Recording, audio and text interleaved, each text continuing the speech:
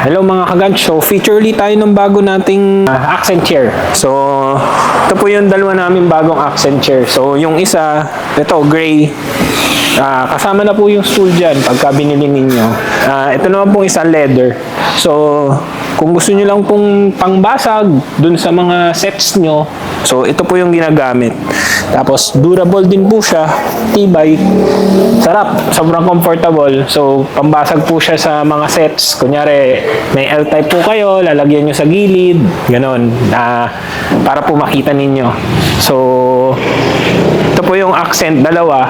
So kung interested po kayo, may tanong kayo, PM po kayo sa amin, message down below, and comment down below po. So kung kayo po, bibili po ba kayo ng ganitong accent chair?